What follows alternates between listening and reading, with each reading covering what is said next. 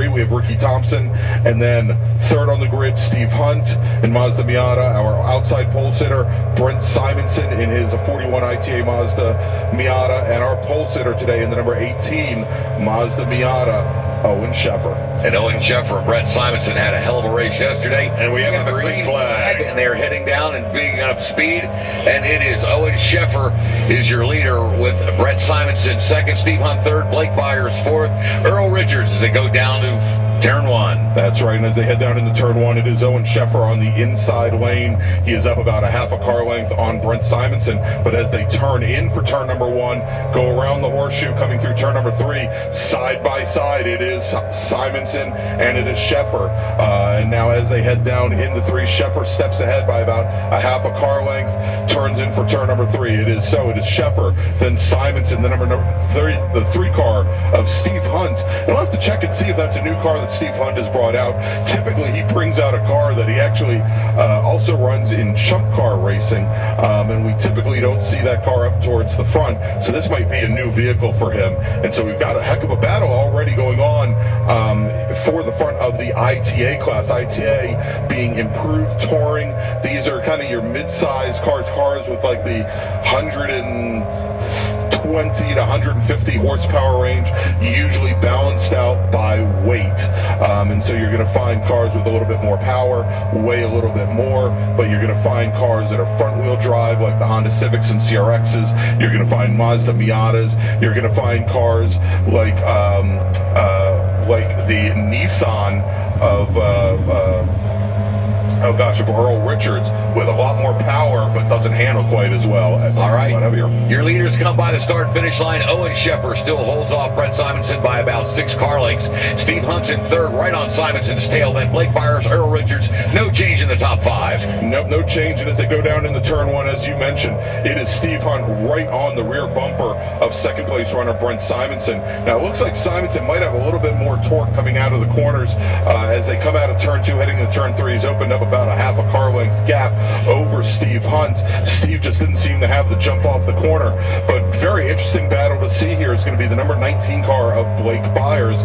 Blake in that front wheel drive Honda Civic definitely does not have the handling of the Mazda Miatas ahead of him. I mean, those Miatas very, very well balanced. They handle very well, they brake very well, whereas the Civic, being front wheel drive, ends up putting most of its weight over the front wheels. The rear brakes don't do much of anything. Byers is going to have a much more difficult job keeping that car going fast and staying up with the leaders in the front. But if he can get a podium position, that is going to be a heck of a battle won for Blake Byers. All right, Owen Sheffer is your leader, and of course these cars running around a 128, 129 lap time. A lot slower than the last group we saw, but again, not that slow either. Here comes your leaders out of 10. Again, Owen Sheffer now has about a 10 car length lead over Simonson. Go back another 3 car lengths to Hunt, another 4 back to Byers. Richards pulling up in 5th, and closing in on Richards is Joel Gambino in 6th. Yep, absolutely. And as they head down into turn number 1, again, it looks like Simonson has a little bit on Steve Hunt, but Hunt closes it down under braking, going into that slow entrance to turn number 1. Simonson then, coming through the corner, manages to open it back up. But all the while, we have Owen Sheffer, who is just walking away now. Owen, of course, won the ITA championship with the Mid-Atlantic Road Racing Series here last year. Definitely knows this course very well. But I also think, as we have seen in some of the previous races between he and Brent Simonson, is Owen Sheffer's car, he's probably about 5 horsepower up than on the rest of those Miatas. Now we're seeing back through the pack a little bit further, some great battles going on. For example, the number 27 car, that's Brandon Davis, who ran a little bit earlier today in Spec Miata, and the number 0 car, let's see who number 0 is. Mark Sr. Mark Sr., yeah. Absolutely. So some good battles going on. And again, the interesting thing here in watching these races and these IT cars, with the exception of the Spec RX-7s that are out there, which, much like SSM or Spec Miata, are all more or less identically prepared, is in the IT classes, is watching where the different advantages for the different chassis are. These Mazda Miatas, they seem to be good at everything. They've got good engine power, they've got great handling, they've got great braking. but other cars like the Nissan 240SX of Earl Richards, very, very fast in a straight line, but it's a much bigger, heavier car than most of the other ITA cars it competes with. And so you'll find that, maybe it doesn't do as well in the corners.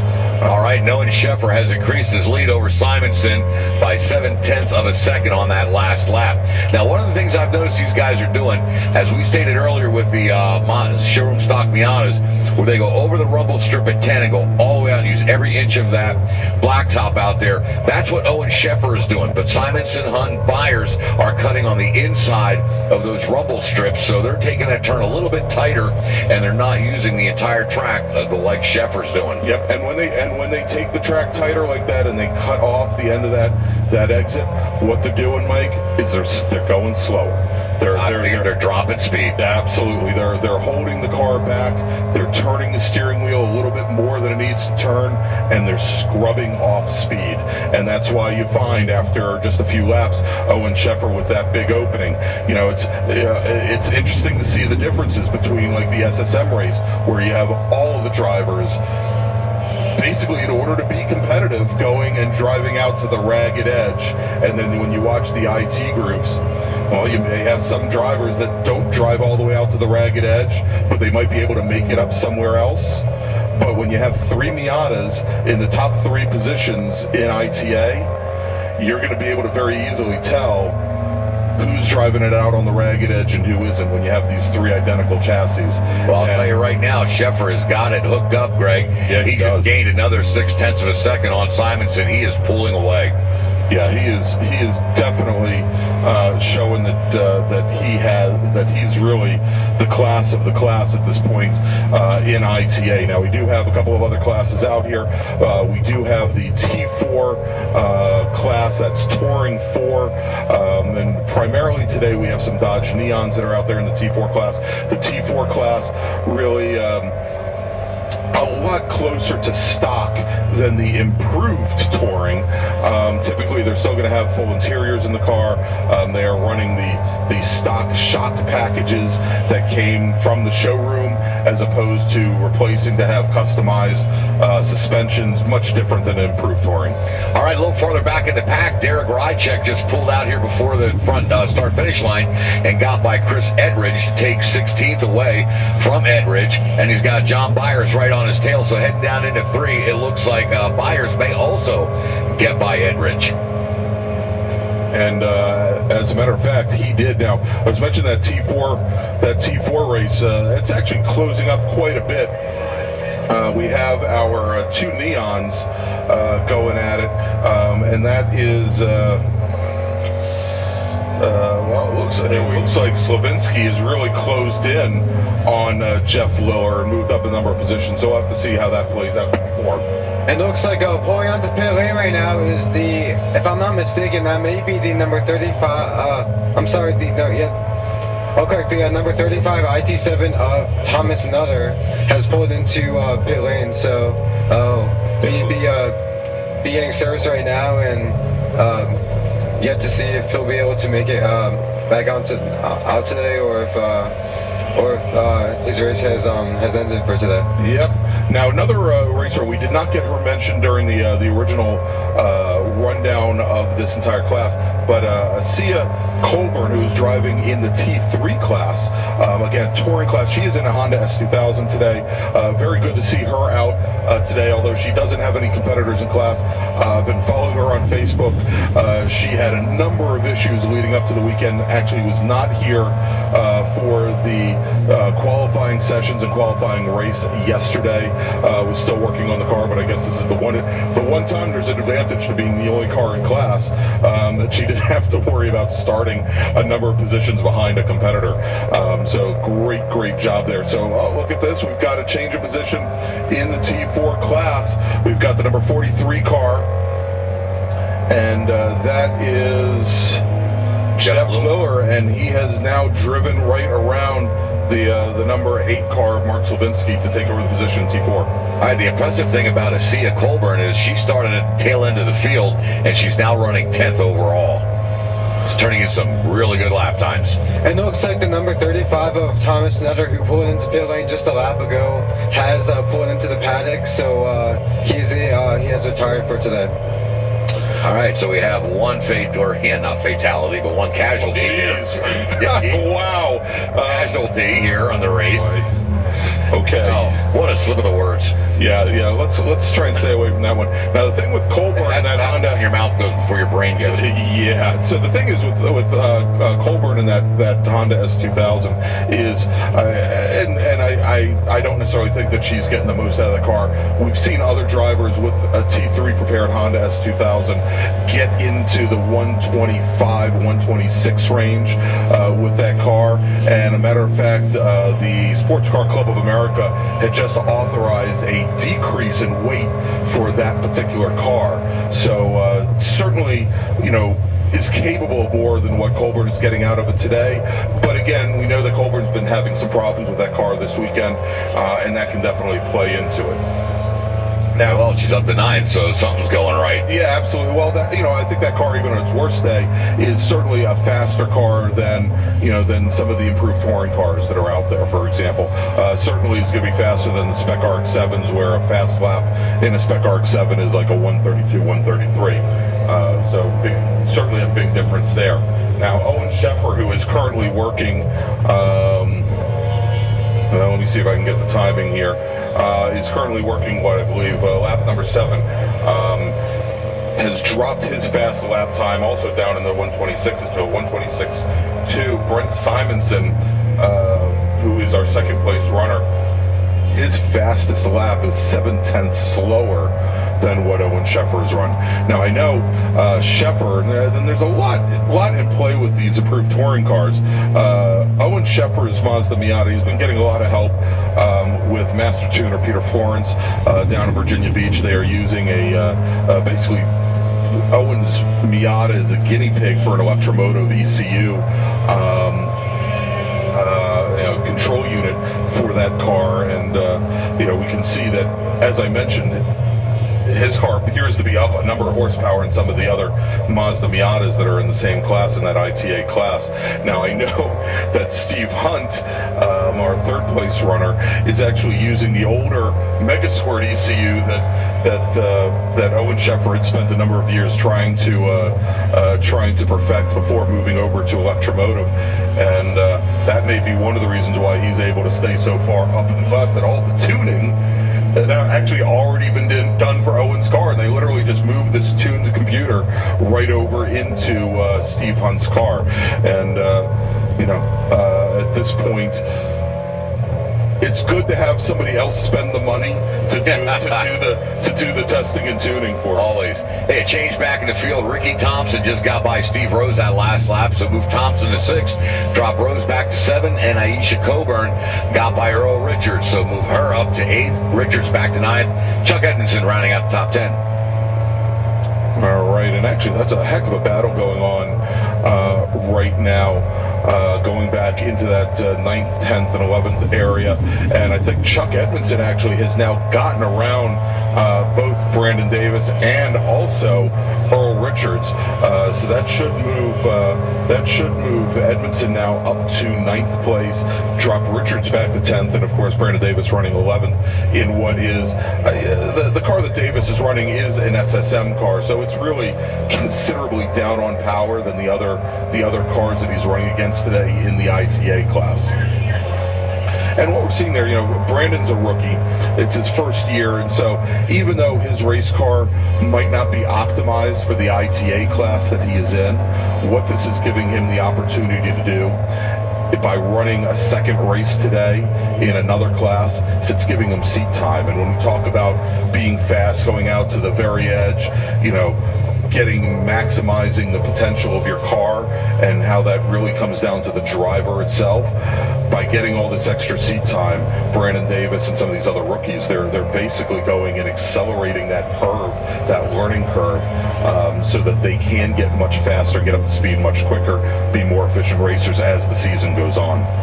All right, as we approach the halfway point, first call for race group 4. That's Spec Racer Ford, Spec Racer Ford 3. First call to race group 4, come to the grid. All right, after race group 4, we are going to be taking an hour for lunch, and then we will be back here for the last 4 races this afternoon. If you want to join us for that, maybe get yourself a little bit of lunch, come back for more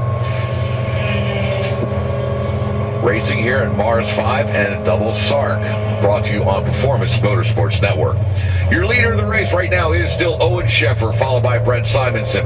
Steve Hunt is 3rd, Blake Byers 4th, Joe Gambino 5th, Ricky Thompson 6th, Steve Rose 7th, Asia Coburn 8th, Chuck Edmondson 9th, and Brandon Davis 10th. Yeah, and it's interesting, Scott, you were saying earlier about tires and maybe it's getting kind of slick out there with the weather. Most of these ITA cars, the cars that are running at the front of the pack, they're actually running considerably more slowly than they were yesterday. As I mentioned, our leader, Owen Sheffer, yes, he has a fast lap of a 126.3 or 126.2, but the last lap that he ran was almost a second and a half slower. He ran a 127.9, and Brent Simonson also in like the low 128s, high 127s, really considerably slower than what we normally see for this class. But this could be also, yes, it could be because of track conditions, but it could also be because of the amount of traffic and other cars that are out on track with them. The other thing that we're seeing, especially with Owen Sheffer, because he built such a huge lead early in the race, that he's able to back off just a little bit, and much like we talked about during the SSM race, able to save that equipment, make sure he has brakes, make sure he has tires for the end of the race, so that there's no chance that a Brent Simonson can really battle it out with him at the end. Are you sure about that? Owen Sheffer just ran his fastest lap time at a 126.1. Damn you, Owen Sheffer. Yeah, his lead is now up to 4.7 seconds over Simonson. Now you know how I feel half the time, Greg. Oh my! I am now convinced that he is piping our broadcast right into his car.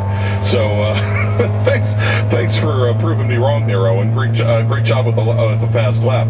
And the reason I say that also is, again, he was in the lead. He opened up a huge lead after just a few laps, and the last thing you want, again, is to get complacent. We saw that happen just the last session with 2 different cars in that Wings and Things group, where they're driving all by themselves and there's nothing going on, and they get sloppy. And I've never known Owen to get sloppy in all these years of racing with him and with the different championships that he's won in the past. But it's always that little question that comes up. Of course, you let off the pace a little bit, and you start to give somebody like a Brent Simonson maybe a little false hope that he has a chance to come up and battle for the win. Well, I think it's funny you say Owen's listening to us, because I'm pretty sure when our colleague Bob Steele gets his car back on track for Labor Day, that Bob will be listening to us in that car too. Oh, really? We're going to be his spotters. Yeah, pretty much. And which Labor Day is that, by the way? You mean the year? Yes. I don't know. I have a feeling his Honda's going to be an antique by that time.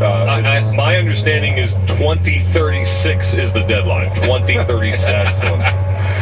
Well, remember, we have Bob Steele, our colleague, and I have a bet as to who's going to have their new race car out on track first, whether it's going to be me or him. And I typically race in one of the classes that's here, in ITA, and it's only been 7 years that we've been working on my Honda Civic. So, what's another 5 years? Well, as far as Scott said, it's 20 years. Well, think about it this way. At that point, they'll be racing like hover cars around or something. Yeah, and those guys will still be on tires. I'll be racing a wheelchair around at the retirement home. There you go. I'll be joining you on that one. All right, laps winding down. We have 8 laps to go. Next time Owen Sheffer comes by, it will be 7. This last lap, Brent Simonson ran his fastest lap at a 128.5, but Sheffer ran a 126, so he only shaved off about 0.3 of a second. Sheffer just goes by. We're with 7 laps to go now, and Sheffer has slowed down a little bit, Greg. He ran a 1:29.4, but that could be with back marker traffic that he's passing. Absolutely. And the class we haven't talked much about during this race, Spec RX-7, it looks like Steve Wolfson in the number 77 has exponentially gotten closer to Donald Payton in the number 64. So don't expect I expect that Steve Wolfson will be charging pretty much until the checkaways, but lap by lap, I think thanks to just some traffic and everything, Steve Wolfson has been able to decrease the margin to Donald Payton. So Steve Wolfson is definitely coming. Yeah, absolutely. And you know, Dom, I guess we probably missed it in all this time that I've spent focusing on ITA, is Michael Root, who was actually our Spec RX-7 Marrs champion last year, and was the pole sitter in Spec RX-7 today, is actually running in 3rd place. He's on that same lead lap with Payton and Wolfson, but he is over a minute in arrears, so definitely wasn't able to keep up his pace from yesterday, and has dropped considerably.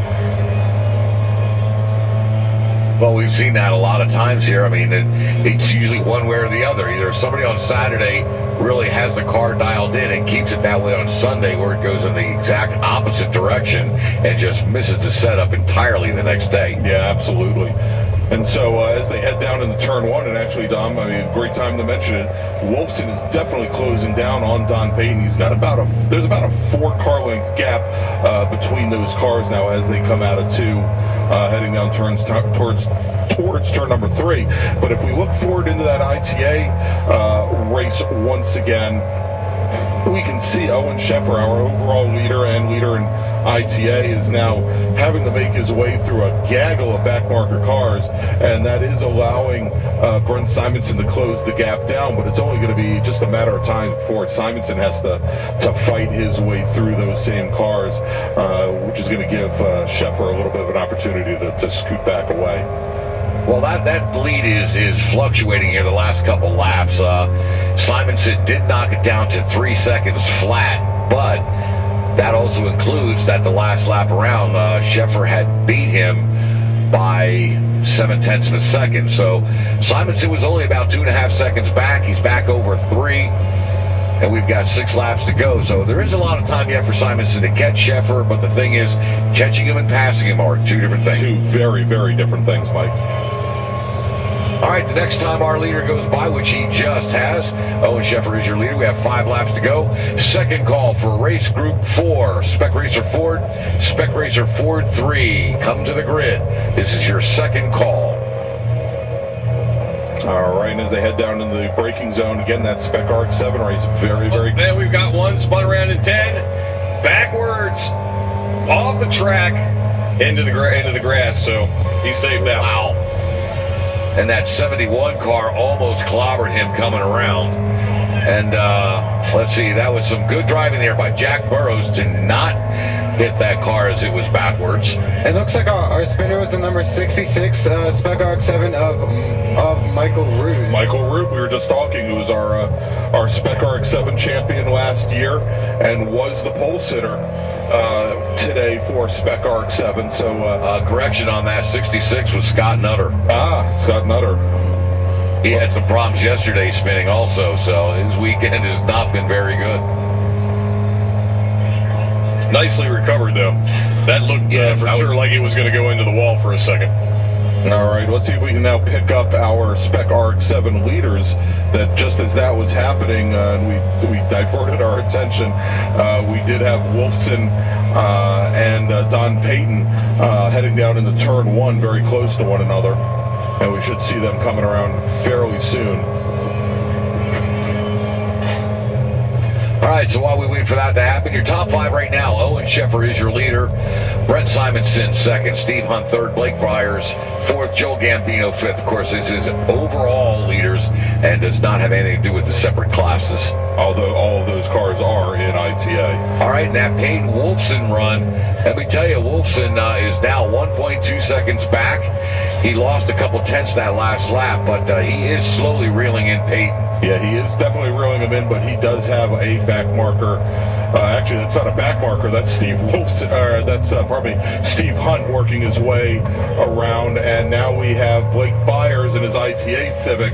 So our third and fourth place runners in ITA are right in the middle of our battle for the win in Spec RX-7. So that's going to definitely make things hard on Wolfson. He now has 2 cars to contend with to get around and get up to your Spec RX-7 leader, Don Payton. And it looks like we have a car coming down pit lane. As soon as we can identify it, we'll let you know. And 66, I believe. It is, yes, 66. And that is Scott Nutter. That's our driver, our IT7 driver, who had just gone off track a little while ago. It's like he's pulling into the paddock, so his day may be done at this point. Yep, he's retiring it. All right, with 3 laps to go, heading down into turn number 1, it is still Owen Sheffer, your leader. Owen has now about a 15 car length lead over second place runner Brent Simonson. Yeah, Greg, it's still 3.1 seconds. The last lap times, Sheffer did a 1:27.4 and Simonson a 1:27.5. So unless Sheffer makes a mental mistake out there, it looks like Simonson's not going to be able to catch him. Yeah. And it looks like among the Spec RX-7 race, due to some back markers in ITA, Steve Wilson has been able to, when they came past start finish, it looks like Wilson was right on the back of Don Payton. So as this race winds down, look for yeah, Tom, and as they come through turn number 3, it is Don Payton in 64 car. He's got about a 3 car length lead over Steve Wolfson as they head down into the bottom half of the course with, I guess, again, with just 3 laps to go. And that 71 car from Jack Burrows that almost clipped Nutter, he seems like he is off the pace. His last lap was a 1:49 compared to his best lap time of a 1:32. So slamming on the brakes there may have locked something up on there because he is really slow. All right, Owen Sheffer crosses the stripe for this, we'll call it the penultimate lap with 2 to go. He's heading down into turn number 1. He's got about a 20 car length lead over Brent Simonson. And it looks like that last lap through, he's stretched out a lead almost another full second over Simonson. And so Sheffer is definitely turning up the heat as this race comes to a close. Again, his fast time of a 1:26.1 is almost half a second faster than Simonson's fast lap of a 1:26.5.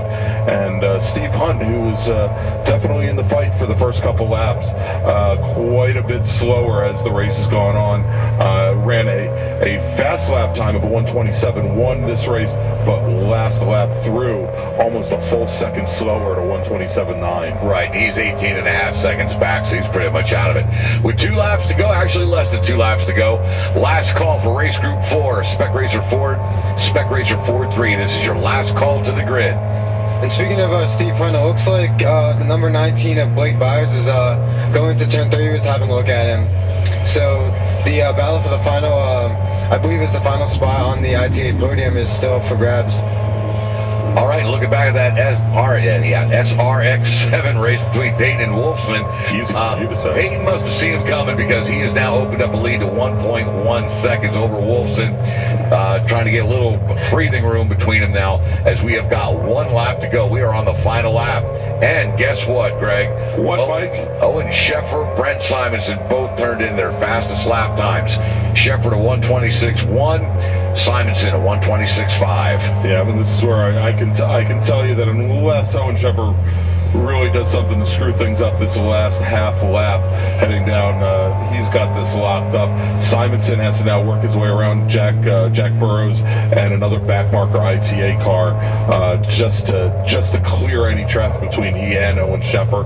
And I think we had this last lap through probably around a 3.5 second gap between Sheffer and Simonson. Does that sound close?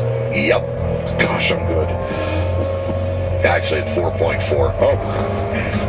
It's close. It's only a second off. See, I would have been fine with that bracket racing. Anyway. Yeah. We're not bracket racing yet. That's our next week, the next race weekend. All right, so our leader should be coming around the bottom half of the course, heading up the hill. And Like right now? yeah, as a matter of fact, like right now. Oh, he took that all the way out and almost went into the sand trap. So Sheffer, a little bit of hair-raising ending there as he almost lost it out there, but he kept it. Brett Simonson comes across 5.9 seconds back to finish second. Steve Hunt third, Blake Byers fourth, Ricky Thompson fifth. And as they come across, Mike, we'll break it down by class as everybody finishes. I mean, we'll go ahead and break it down. I cannot. Mine don't break by class. Yours don't break, that's right. Mine don't break by class. Well, Those overall. All right, how about we do this then? All by herself in the T3 class is a